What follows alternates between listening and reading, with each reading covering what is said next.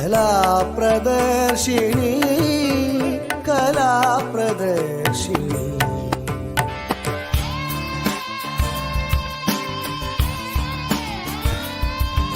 कला प्रदर्शिनी कला प्रदर्शिनी कला प्रदर्शिनी कला प्रदर्शिनी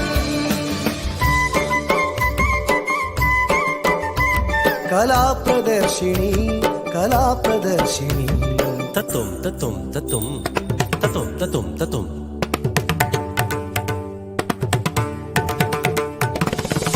कला प्रदर्शिनी.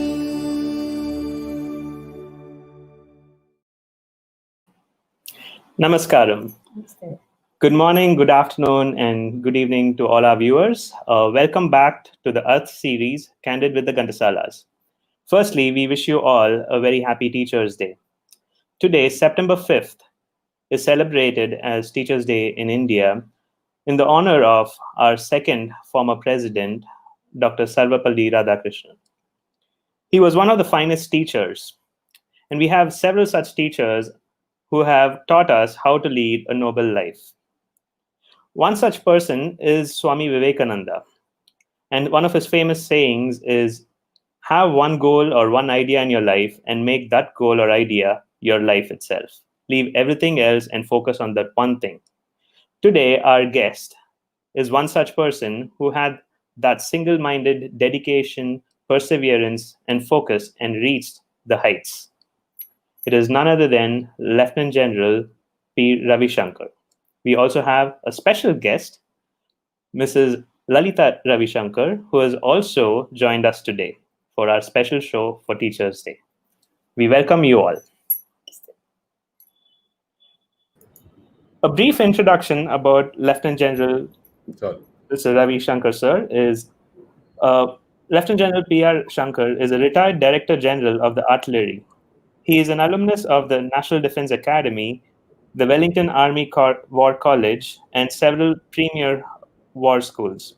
He has held several important commands, staff, and instructional appointments in the Army and has vast operational experience, having served in all kinds of terrain operations situations, which has confronted the Indian Army in the past 4 decades. He gave great impetus to the modernization of artillery through indigenization, and he has deep knowledge, understanding, and experience in successful defense planning acquisition spanning several decades.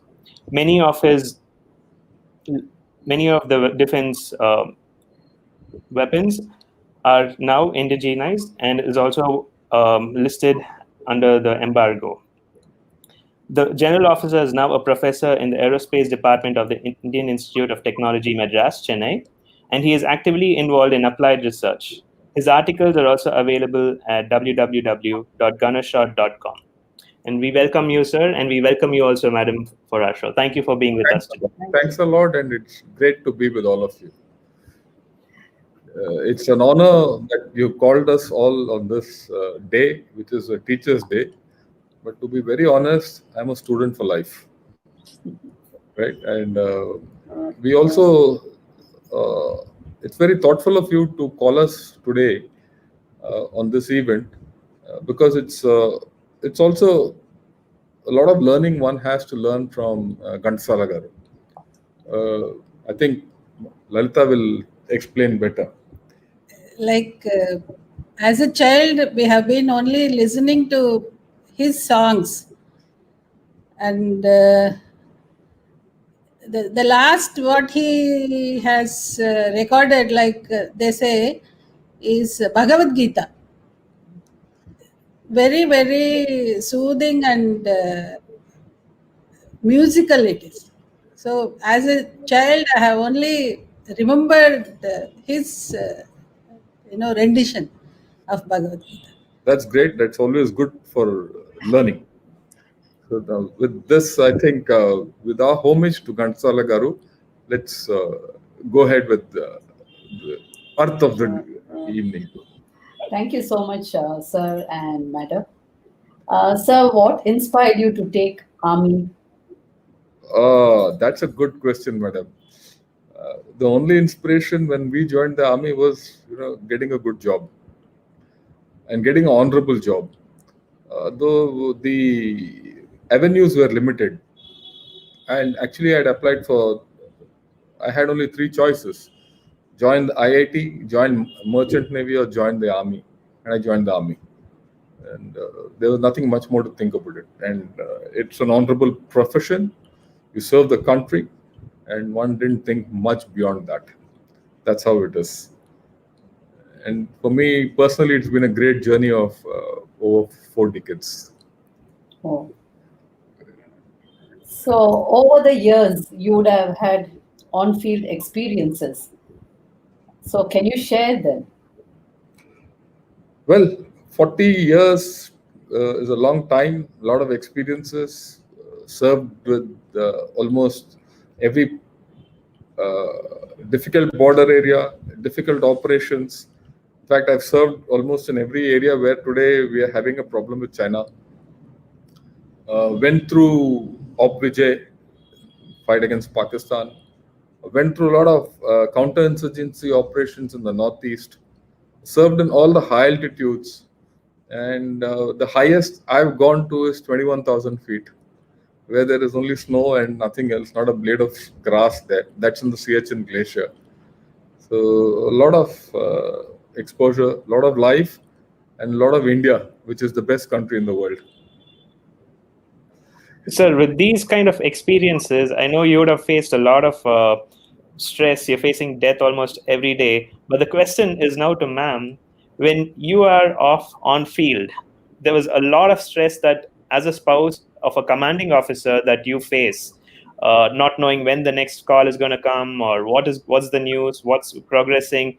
You're almost blinded, not knowing when sir is going to come back home or what's going to happen. Can you share some of your personal experience? Like, how did you feel? How did you cope with that stress? Yeah, like when he was commanding the regiment, they were deployed in Udhampur. It was Kargil time. So we were stationed at a place called Siliguri, Sevak Road, it's called Army Station. When he had to pack up the bags in a matter of 3-4 hours, that's all. He just said bye, and I said all the best. The rest is on me, like how I motivate the families. We call the other rank spouses, we call them families. With the children and all, they were all staying. They're all families. Yeah, we are all a family. So it's on me to take care of them. Their basic routine is not disturbed by the any uneventful incidents, and also the rumors. That time warlike situation, rumors will kill the morale. So that was to be taken care of. And general health, their schooling, and that's how we were all together, and I managed to keep them high on their morale, and then just She took everyone along, like a good army officer's wife. But knowingly, you have married an army person. It is really very great. Knowing that you are going to face such problems in future, like. Yeah, because at home, my brothers, I have they're 2 in Air Force and 1 in Navy. So I didn't have to think much. She joined the army and made it a tri-service affair. The tri-service family. Tri-service family with other 2 brothers, one in civil service and one is an engineer.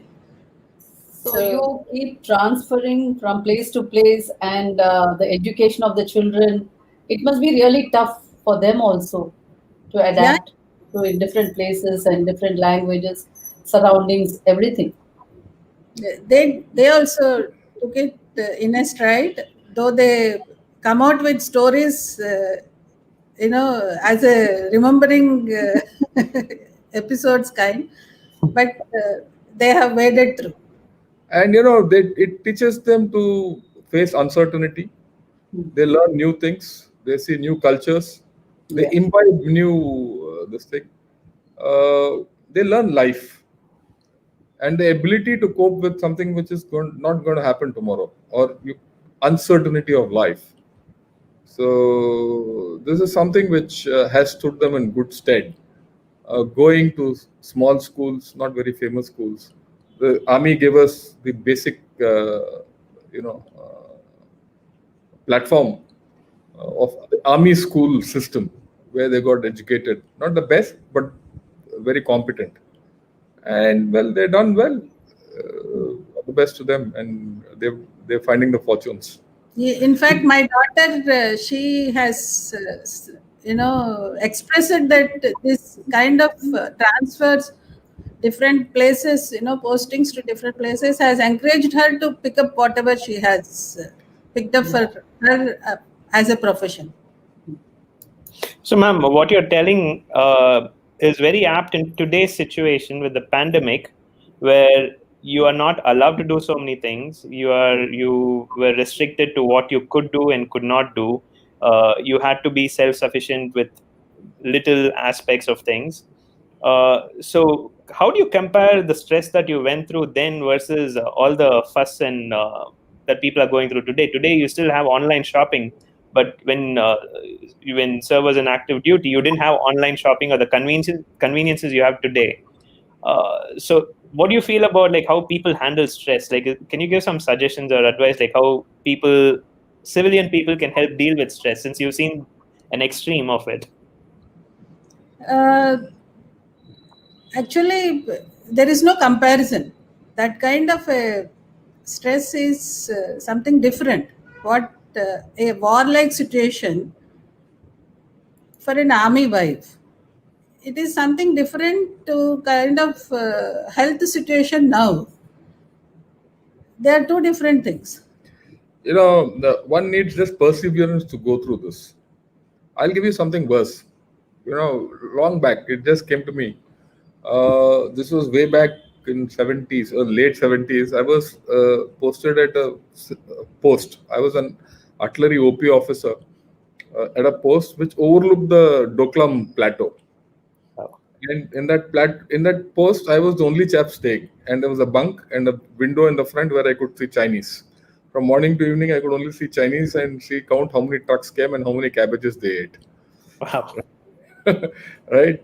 And the next guy, because this was at a height, in that post there were another 14-15 people who were about 200 feet below me. So for 3 months I stayed there alone. So this is nothing. Wow. Okay.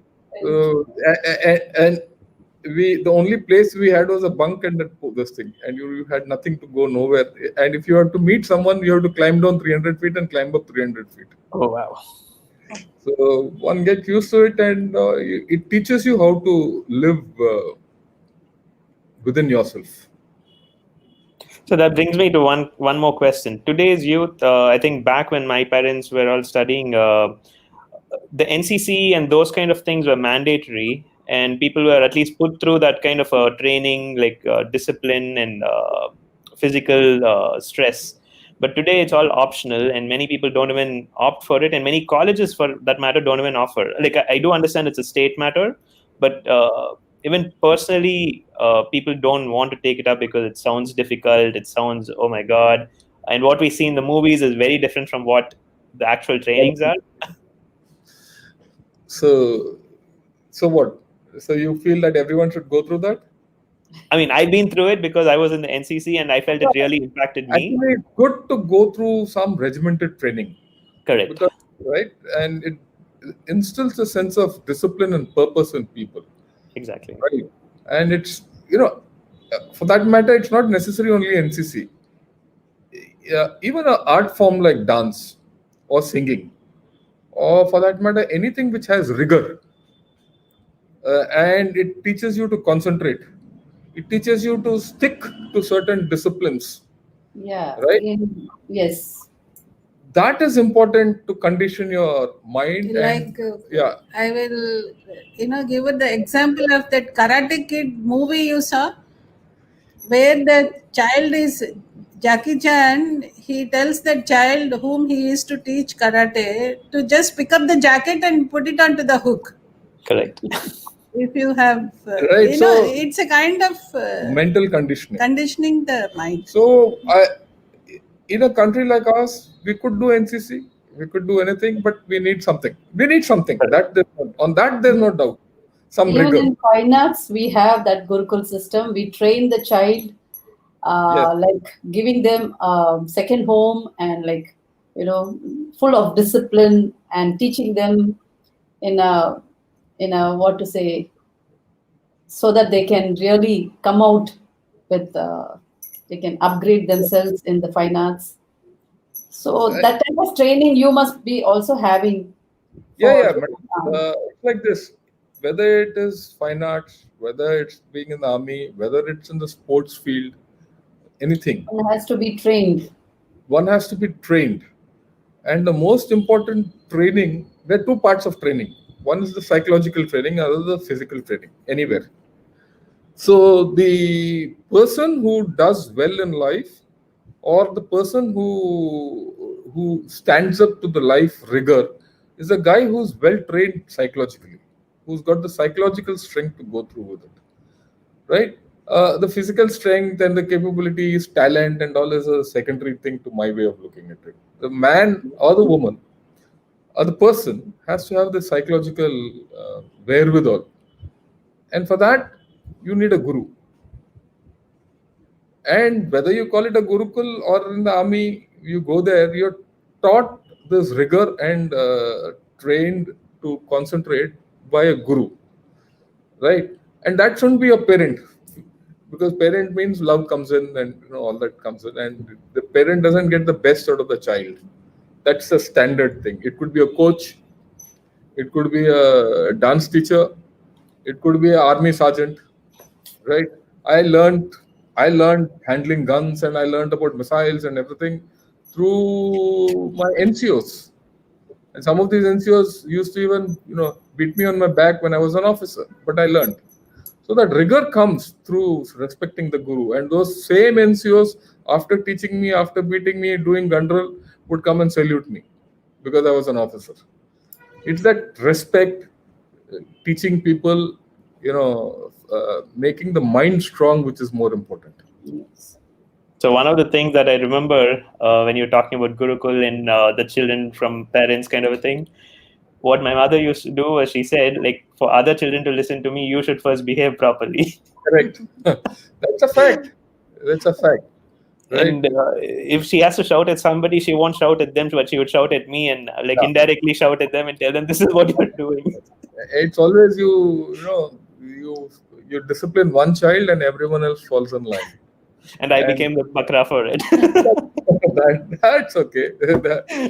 Actually, your mother must have found you the easiest child to discipline. She's got some right over you. That's a great thing. Yeah. And that's good. Some of your experience during wartime. Okay, I'll give you this. Yeah. I'll, since you said wartime, this was in when we went for the Kargil operations. My unit didn't go to Kargil. We went into a different sector. We had to open up a different thing altogether. So, I was to go and deploy my regiment in an area, and I found a nice place of ground where I could deploy our guns, everything. And I had 2-3 men with me, and we were just doing our initial, spade work and reconnaissance. And we said, okay, this is a nice place for us to shoot across the border into Pakistan. So I said, okay, go. This is how we made out a plan, everything. Once we made out a plan, everything, suddenly one of my men said, sir, here the border takes a turn. In this turn, if we deploy here, we will, have some Pakistani guns firing into our back. So we shouldn't. Will you like to reconsider? I said, yes, I must, because once you deploy your guns and you're firing to help your own infantry going across and attacking, And at that time, if the Pakistanis fire into you, you can't do it, and then our own people will suffer casualties and all that. So I started rethinking. Where do I rethink? What do I do? So it was for me, it was a bit of a tense situation. I wouldn't say tense situation, but it was a decision matrix. We'll get hurt, our men will get hurt, everything. So then one of my, young boys, he said, "Sir, what's the problem? We have 18 guns. We'll put 12 guns that side. And if the Pakistanis fire from below, we'll turn around 6 guns and fire from there." This fellow has bloody got a lot of guts. And he said, "Moreover, sir, let's get into that small rivulet ahead. We'll put our guns inside. No one will be able to see us." And that's what we did finally. And we saw through the day. And luckily, the Pakistanis behind, they didn't fire that. For some reason, they didn't catch us. So it's there. And what I'm trying to get at is, battle is not all about firing and killing people and all that. Battle is also about saving, taking responsibility, and ensuring that you don't get hurt. So the responsibility is pretty important, and you're planning how to ensure that your nation doesn't suffer a lot of things, and that's how it is. I can't hear you, madam. I can't hear you. Your thing is off. Your microphone is off. Hello. Yeah, now I can now I hear can. you. Yeah, madam. Most of some organization, we artists, we perform for fundraising Yes, madam. for Kargil. Yes, that's great. Yeah. That's very great. And well, at that time, yes, there was a lot of feeling in India that there should be fundraising for the army and men and all that, which is very good, which is very great. But today you don't find that, which is not. It doesn't this thing phase me, because I think India has moved beyond that. We don't need that kind of fundraising to fund the army. Even in Kargil time, the feeling was great, but really speaking, the India had grown to a stage where we really didn't need it. I'm not, you have to understand what I'm trying to say. When we were in 71 operations long back, India was a poor country. A whole population had to come forth and contribute for all of us to fight. By the time Kargil came, we had got over that. Right? But the feeling was fantastic. When what you said for fundraising and all that. I'll give you a very small incident. We were moving from Siliguri to Udhampur by train. So, there was one, someplace we stopped, and there was one poor farmer. He came, he said, "Sir, I can't give you anything, so I'll give you some kelas, artipal." The simple thought of that contribution was more. I mean, we could all afford kelas. Similarly, the thought which you have expressed was fantastic. That is something which is, which actually enthuses a lot of us. Yes. The actual, it doesn't matter. Even if you contribute 1 naya paisa, it's great. That's the act of kindness, And to be part of the whole system. Journey along with everybody there. More important. And like you, sense of belonging. Sense of belonging. I must tell you another little story. I had 2 young army boys. They were moving from Siliguri and they were joining us in the front. Because they were on leave, they reported at Siliguri to come to Delhi to a long distance. So they came to Delhi. There were a lot of rumors, like what Lalita was first saying about rumors and all that. So these 2 boys got scared and they went home. And they ran off home. So when they ran home, one of the boys, when he went to his house, his mother asked him, "Why have you come back?" So his mother was quite strict and she told him, "Look, you must go back." And she gave him 2 tight slaps and sent him back. And not only sent him back, she sent her father, that is this boy's grandfather, to the next village where the other fellow was also there, and both of them they were deposited with me. See, take these fellows and make men out of them. That is the spirit which I found, in most of us Indians. Whether it is someone contributing with a kela, or people like you who are contributing with your art, or that mother who slapped her son to send him back to the battlefield. That is important. That spirit is important. It's fear. Yeah. That's the thing. Right. So, you've received several of the Army's highest honors. Could you share some of your experience? Because I think you've received almost the AVSM, the PVSM. Could you share some of your experiences? And I know from several of your past interviews, you worked very closely with our former president, Dr. Abdul Kalam. Yeah, you mentioned that, yes. I've served a lot, got a lot of honors, and awards, and all that. But I think one of the things which I cherish the most was my little association with Dr. Abdul Kalam. At that time, I was young. I was a major. I just, a first child was born, and she had not yet joined me. I was in Hyderabad. He had also joined Hyderabad in Defense Research and Development Laboratory, which is a missile laboratory. And he was a bachelor, and I was a first bachelor. And our rooms were next door. And we got to know each other. And I found this man was a very, very, very, very simple man.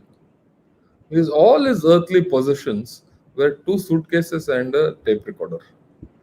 So, and that tape recorder in the morning, he'll put on and listen to songs. Right? Annamacharya's songs. And he'll have his cup of coffee and then breakfast and all that. And then I realized that was his only worldly possession. Oh, I thought that was a rumor that was going around, but it's actually true then. Actually, I've seen it. I've seen it. And in fact, many times I've sat with him and listened to it also. Wonderful. Had a cup of coffee in the morning and listened to it with him. And it's remarkable. Why? Here is a Muslim who's a Tamilian, who doesn't know Hindi, who doesn't know other languages. The only other language which he knew actually was Malayalam. He comes to Hyderabad, likes these songs, right? And learns Telugu to understand what those Annamacharya's, kirtanas are, and enjoys them. And that's his only worldly possession.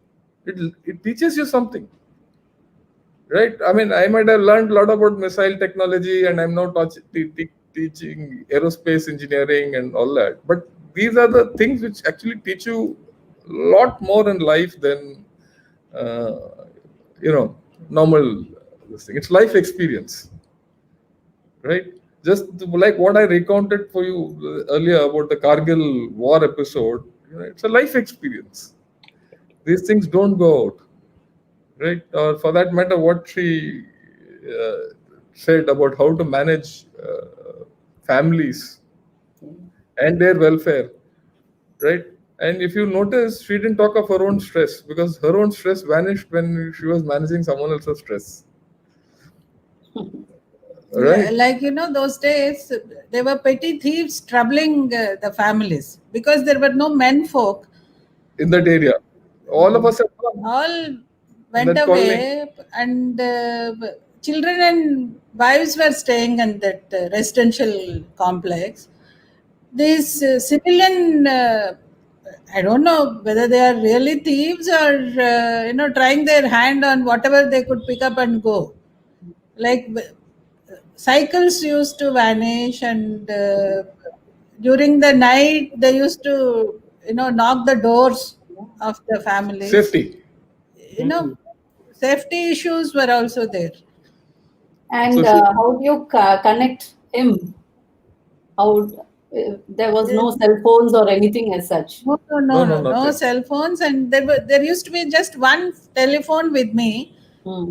and we used to live from one telephone call to the other, and also I could give that number to the families so that their husbands can ring up the wives, and then they would come and wait at my place to receive a call. They used to fix the timing that they would call Talk to when the them. next call would come, and my job was to keep them connected.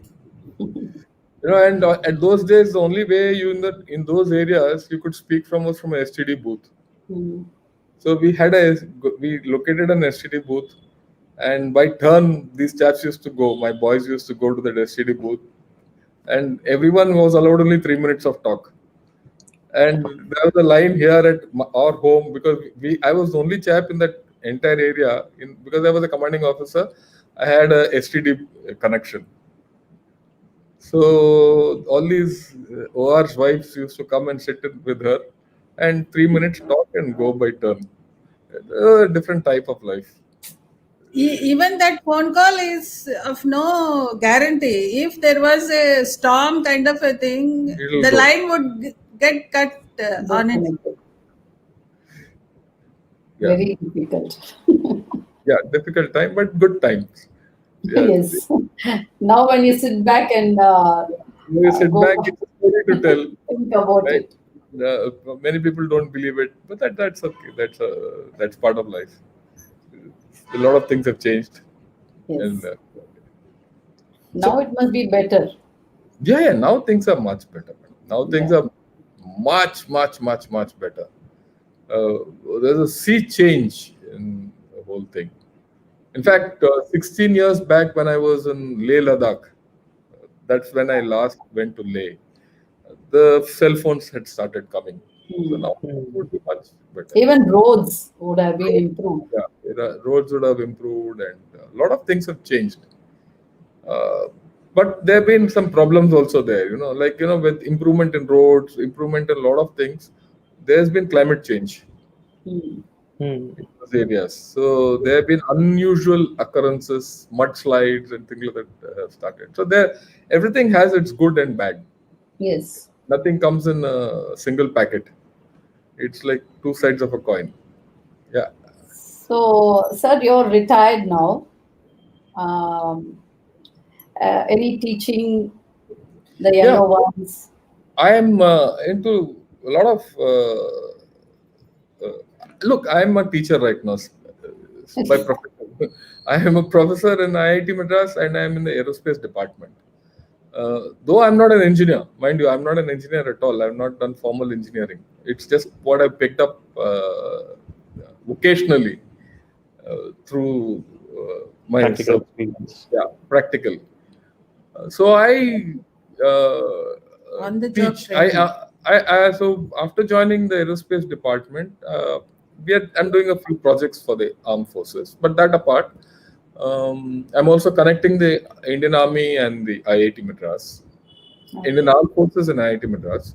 And plus, I'm teaching on defense technologies because of you have to indigenize and all that.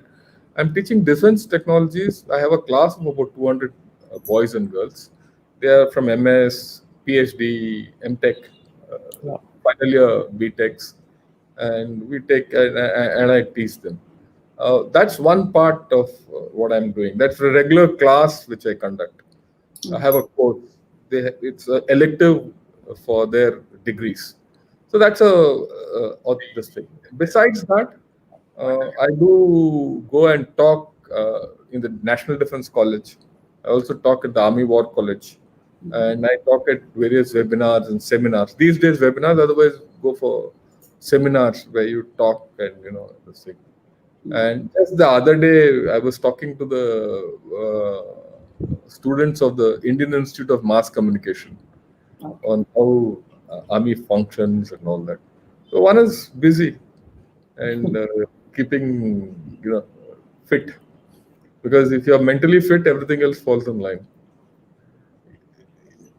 Yeah. So, So, ma'am, when Sir was traveling, I'm sure even you would have had to travel. So we spoke a lot about like how you had to handle the families of others, but how did you manage your own family? At some point, you would have had to focus on their education and their stuff. Could you explain like how did you manage your own issues then? Because Like, it's more than a full-time job. Like you just don't have a rank and a badge, but it sounds more like a full-time job that you had to do. yeah, we are the passive force. They are the active force, we are the passive force. Like, the supporting force. But most of the time, I stayed with him wherever families were allowed to stay. So, to that extent, I traveled all the places. And to give you a small little example, when my son finally got into like ninth standard in Delhi Army Public School, that was his 10th school. Oh. 9 years in school, but 10 different schools. Different schools. In fact, he studied in Chennai also. He started in Chennai. In Chennai, he got into 2 schools because first we were in, Shanai Nagar. Then he went to Sita Kingston. And which is in Kilpauk, Kilpauk, between Kilpauk and Shanai Nagar, there is, on the Punamalai High Road, we have this school, very old school. And later when I shifted to the Nandanam, it was separated family accommodation there.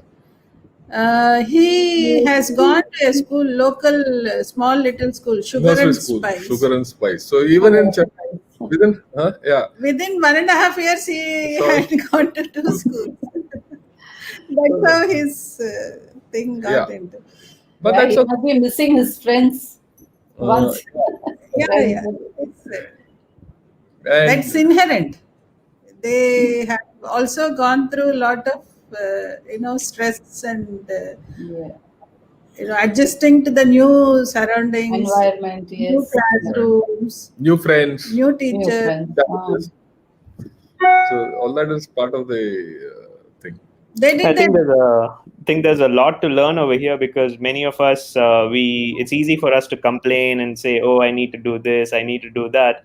But I think for 1 minute, if we think of what the armed forces do for everybody else to have a peaceful, happy life, complaining, I think we need to just take a second to think back and be thankful for the lives we have today. And I think a lot of us are very privileged to even be able to do a lot of things, and several people are still out there who cannot even do those things. Yeah, that I think is true because leave us alone because I was a senior officer. I'm doing well in life, and even when I was young, as an officer, life is slightly more defined. But the trouble and the rigors which our Jawans face and their families face is tremendous. They come from villages. At times they're not very well educated. At times they don't even know. When I joined, people didn't even know how to sign Jawans. So they go through everything. They do a lot of sacrifice for all of us to be where we are and how we are. And one thing which many people don't realize, if India has to progress, or for that matter, any nation has to progress, the armed forces have to take care of the nation. Unless the armed forces ensure that the enemies of the nation are kept at bay, the rest of us don't progress. Okay, and if I go back in the 60s, when I still remember I was a young boy when it was 62 operations. I used to ask my father, look, those days the only news which used to come that the Indian army was getting defeated by the Chinese was through a radio. So I was a young boy and I used to ask my father, will the Chinese come here? And will they disturb us? Will they kill us? Will they attack us? All these questions. After all, for a small boy, all these are normal. But today, when you really look back, well, the Chinese won't come anywhere. We can keep progressing. We can keep fighting COVID, or you can do whatever you want. You want to do online shopping, you want to do whatever you want to do, foreign travel. Nothing has stopped. And the armed forces are taking care of all of us. So I think there's a lot which the armed forces, a good set of armed forces, can do for development of the nation. And it is now that we are also realizing that. And a lot of people I find when I interact, you are intelligent people and educated people who understand this. But my interaction with people who are auto rickshaw drivers or laborers also, the moment you say I'm from the army, and I see the reaction that, look, you people are saving us from them, I feel great. I mean, I might not have done great. That's a different story. But at least I feel that this guy is recognizing our effort. That's something which is good. And I am grateful for it. So one thing that, since all of us have traveled a lot, and one thing that I personally feel bad when I was living in the United States, when there's an army person going through the airport or whatever, the whole place, they would actually stand aside and actually clap. I'm waiting for, that kind of a scene, I really wish we can do something in India, because the recognition that someone like in countries like the US or UK for that matter, when anybody passes in the airport, especially, or any train station, the level of respect and awareness that role or the system. I agree with you completely on this. Right? When I've been to USA, I've been to USA as in service on official duty, and let me tell you, US government and the US system gave me a lot of respect, because as much respect as what they gave to their own people, their own service people, right? I was treated at par there. When you come to India, the general feeling is that you don't get that kind of a treatment. But I have a different view. I think our country treats our servicemen well within what it can afford, right? The average Indian respects the army people quite a bit. Correct. It might not be so overt as it is in USA. But what he is saying is it would be nice. Yeah, I agree. But then I've had experiences. Exhibiting the importance. I've had experiences where when I've said, look, I'm from the armed forces, after retirement, I've been told, others have said, please go back, this man has to go first. So that's very important. Even after retirement. It has happened with me. I've had a case when I was traveling in an aircraft, when the captain came to know that I'm a retired general traveling. Okay, when the disembarking started, he came, waited till I got out first, and then only he allowed others to go. So it happens. It's sporadic. It's not institutionalized thing, but it's there. Wonderful. So I'm glad it's there. I'm glad you feel that it is there as well. It'll come. We don't have that kind of a thing, but it's there. It'll come. And one thing for sure, Indians have tremendous faith in the Indian armed forces. True. Very true. That comes out in every survey. You see, that's why the Indian armed forces are called the last bastion of the nation.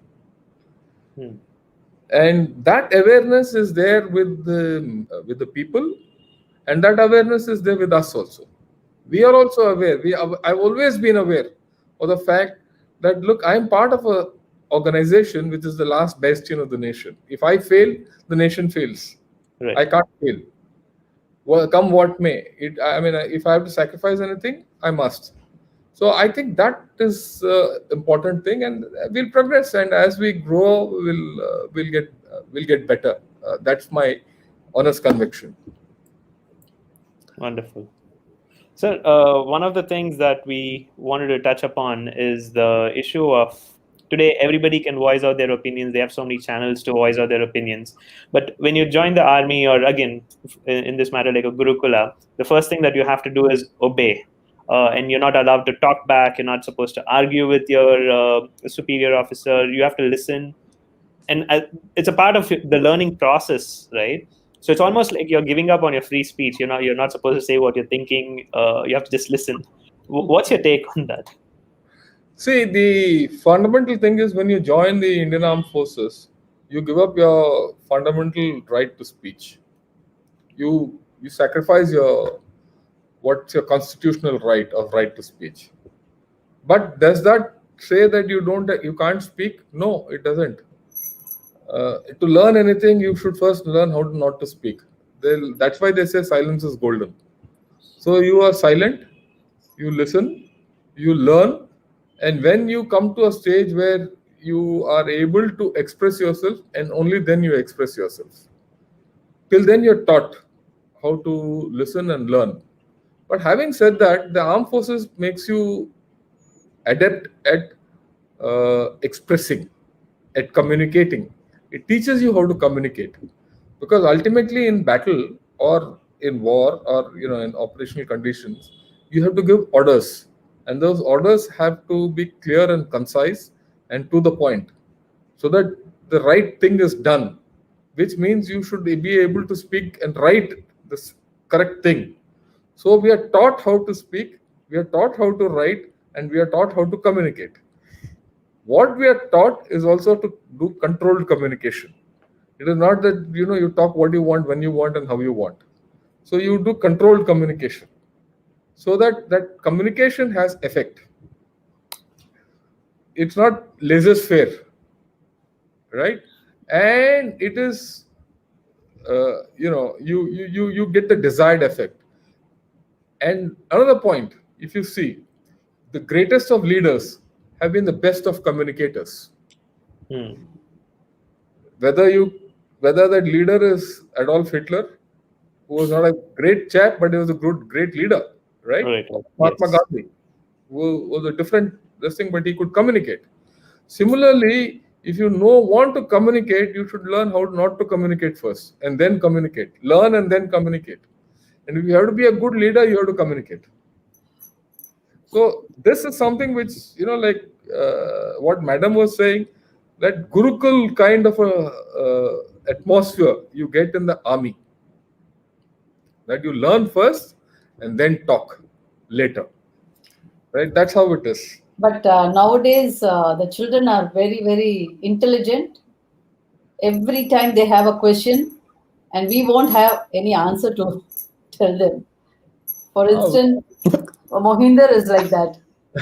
No, that is a typical mother complaint. That's a mother and son thing. Okay. Always there will be arguments. But what, Madam? That's Healthy arguments.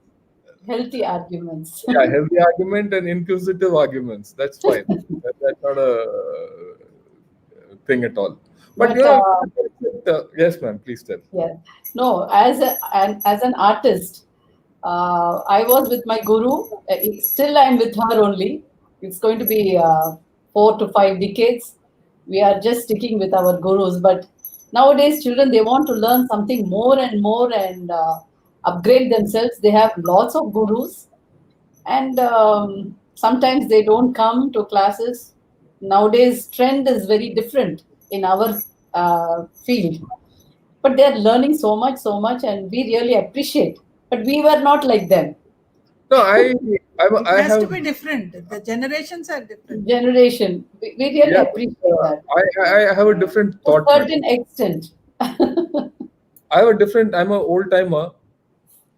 While you can learn from so many gurus, I think fundamentally everyone has to learn one profession and then build on that profession and get on that expertise, learn the others. That's what Vivekananda also has. So that is something which I'm a little old-fashioned about. No, we are also like that. I'm also like that. Yeah, no, I understand. I can empathize with what you're feeling with your children, with your students. And somewhere, I think even the parents, they Yes. put the children into too many things.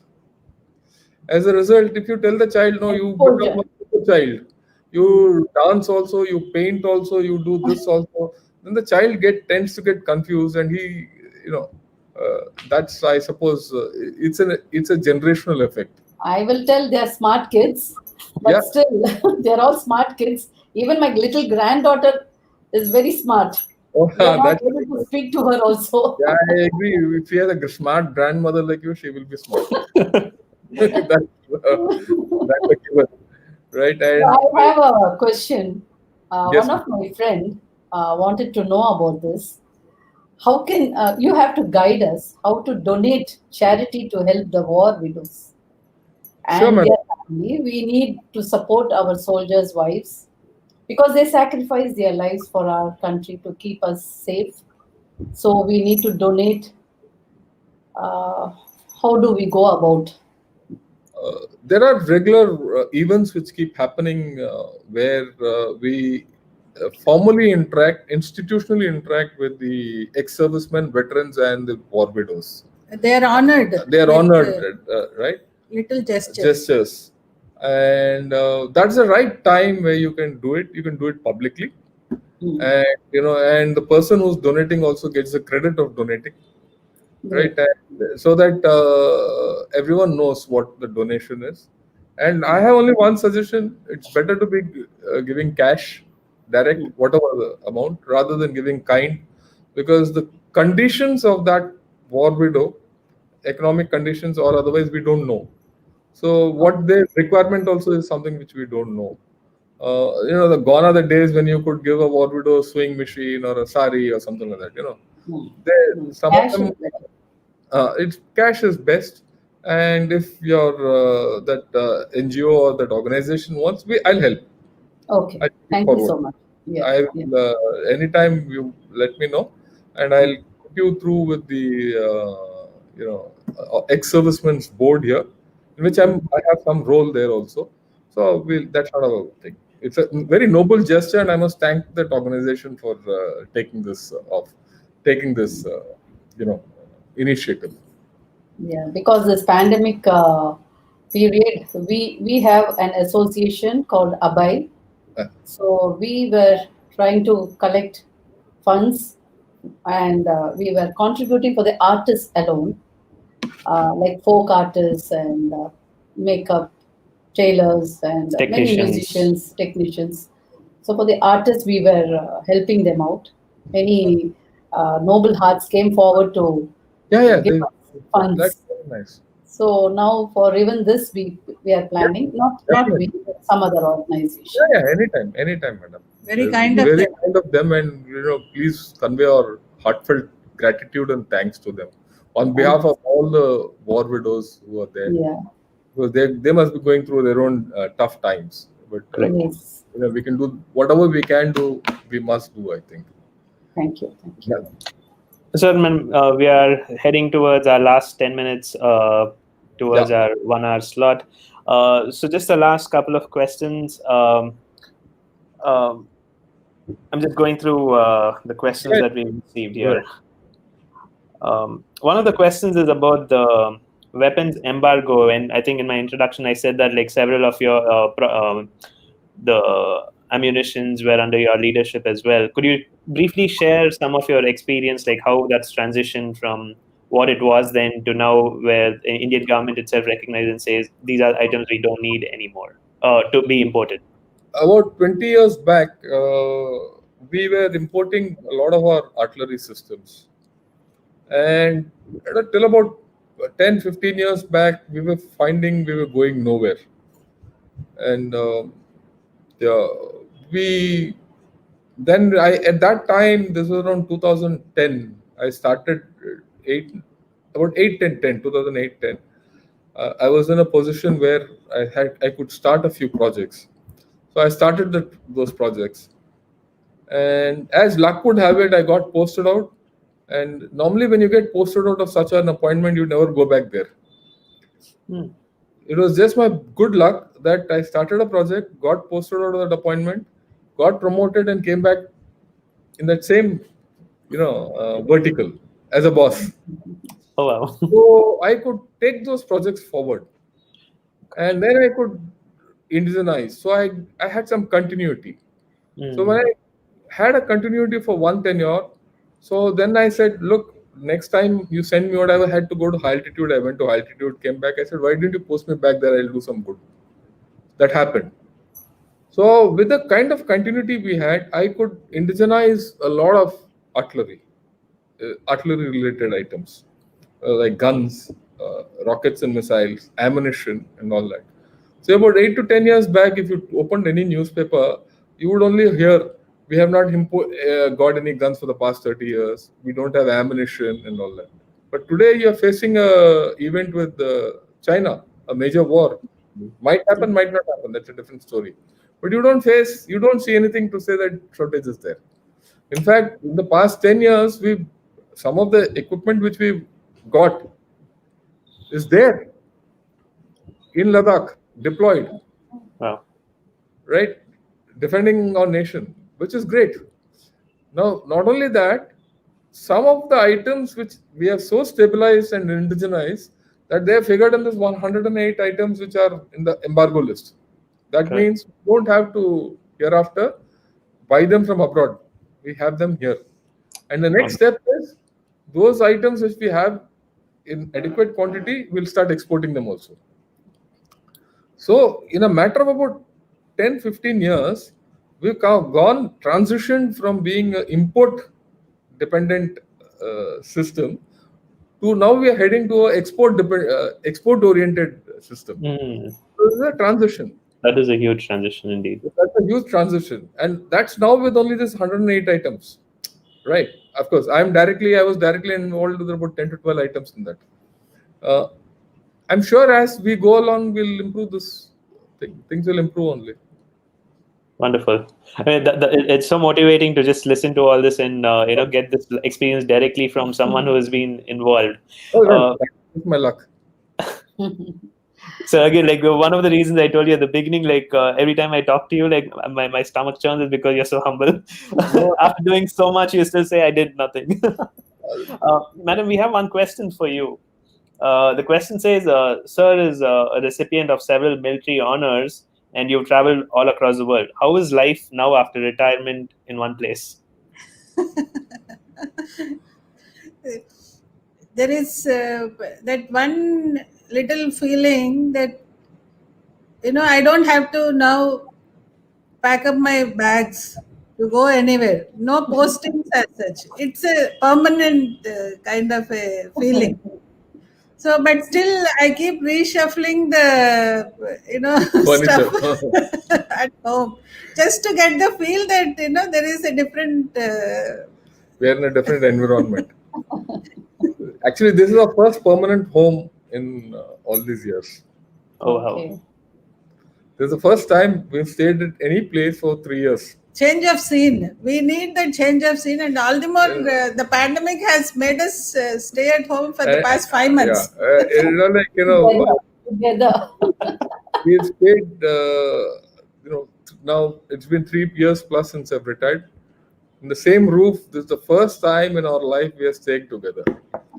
We've never stayed for more than 1 year under the same roof anywhere. Oh, sad. Very sad. No, it was like it's great. It was great. When many times we miss it. Many times this place becomes boring. The same room, the same road, the same everything. So you earn for something different, but then that's okay. You got to adjust to live this quieter life.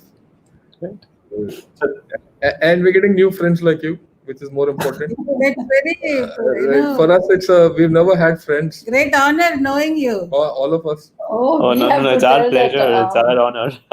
You look like Ghantasala himself, Oh my God. Yeah, your grandfather.